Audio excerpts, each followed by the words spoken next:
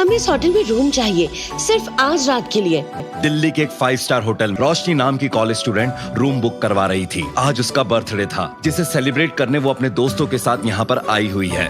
इन्हें पार्टी करते काफी देर हो गई, जिस पर रोशनी कहती है, फ्रेंड्स, रात काफी हो गई है, इसलिए हम लोग आज रात यहीं पर रुक जाते हैं। सुबह अपने घर चले जाएंगे, ठीक है ना? हाँ हाँ, हमें कोई परेशानी नहीं है। रोशनी की बात सुन उसकी बेस्ट फ्रेंड कोयल रुकने के लिए राजी हो जाती है। उनके साथ प्रशांत, अमित और लकी भी थे। रोशनी रिसेप्शनिस्ट से कहती है, मुझे 3 रूम चाहिए, अच्छे वाले, 2 कपल के लिए और 1 सिंगल। अभी रोशनी अपनी बात पूरी करती उससे पहले कोयल उसे टोकते हुए कहती है, अरे अरे, ये क्या कर रही है तू रोशनी? मैं और प्रशांत एक रूम में और तुम और अमित दूसरे में, फिर ये तीसरा रूम किसके लिए? अरे लकी भी तो है हमारे साथ। लकी अपने दोस्तों के साथ हॉस्टल के एक छोटे से कमरे में रहता है, वो इधर कहीं भी एडजस्ट कर लेगा। उसके लिए 5 स्टार होटल का कमरा बुक करेगी तू? दरअसल लकी था तो इनका ही क्लासमेट, लेकिन वो बहुत गरीब था, इसलिए कोयल और उसका बॉयफ्रेंड प्रशांत उससे बिल्कुल भी पसंद नहीं करते थे। कोयल रिसेप्शनिस्ट से कहती है, आप 2 ही रूम बुक कीजिए और इनके लिए कोई सर्वेंट रूम या गार्ड रूम जैसा कुछ होगा ना आपके पास तो वो दे दीजिए। वैसे भी लकी को एसी में सोने की आदत तो नहीं है।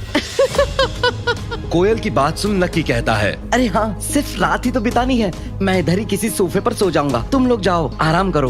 प्लीज रोशनी, बेकार के पैसे मत वेस्ट करो मेरे रूम के लिए। लकी के बार बार कहने पर रोशनी उसकी बात मान लेती है। वो लोग लकी को नीचे छोड़ ऊपर वाले रूम की तरफ बढ़ने लगते हैं कि तभी ओह माय गॉड, कोयल तूने ये क्या कर दिया?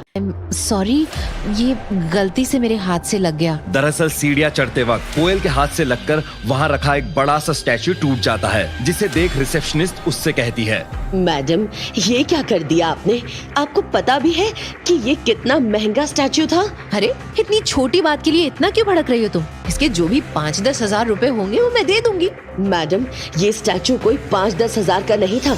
और फिर रिसेप्शनिस्ट ने कोयल से स्टैचू की जो कीमत बताई, उसे सुन उसके होश उड़ गए। क्या 30 लाख? तुम्हारा दिमाग तो ठीक है ना? जी मैडम, ये जर्मनी से मंगवाया गया स्पेशल स्टैचू था। अब आप जब ये 30 लाख रुपए देंगी तभी आपको यहाँ से जाने दिया जाएगा। 30 लाख सुनकर कोयल के पसीने छूटने लगे। अभी तक अकड़ दिखा रही कोयल एकदम से गिड़गिड़ाने लगती है। प्लीज, इतने पैसे तो मैं नहीं दे सकती, इसके बदले आप जो कहेंगी वो मैं कर दूंगी। अब ये सब हंगामा वहाँ चल ही रहा था कि तभी होटल का मैनेजर वसीम वहाँ आ जाता है। क्या हो रहा है यहाँ? वसीम से जब रिसेप्शनिस्ट ने सारी बात बताई तो उसने भी कोयल से कहा, देखिए मैडम, मैं समझ सकता हूँ कि ये आपने जानबूझकर नहीं किया है, लेकिन हमें भी अपने मालिक को जवाब देना होगा, इसलिए आपको 30 लाख रुपए तो देने ही होंगे। आप अपने घर पर फोन करके पैसों का इंतजाम करवा लीजिए। कोयल को कुछ समझ नहीं आ रहा था कि वो क्या करे कि तभी लकी वहाँ आ जाता है और वसीम से कुछ ऐसा कहता है जिसे सुन कोयल और उसके सभी दोस्तों का मुंह खुला का खुला रह जाता है। मैनेजर साहब, कोयल को जाने दीजिए, ये 30 लाख रुपए मैं दे दूंगा।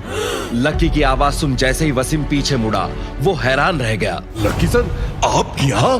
कौन है लकी? इतने बड़े होटल का मैनेजर लकी जैसे गरीब कॉलेज स्टूडेंट को सर क्यों बुला रहा था? क्या वाकई लकी 30 लाख रुपए दे पाएगा? लकी के पास अगर 30 लाख रुपए हैं, तो वो गरीबों की तरह क्यों रहता है? इतने पैसे होने पर भी वो सोफे पर सोने के लिए क्यों तैयार था? उसने अपनी असली पहचान सबसे छुपाकर क्यों रखी है? जानने के लिए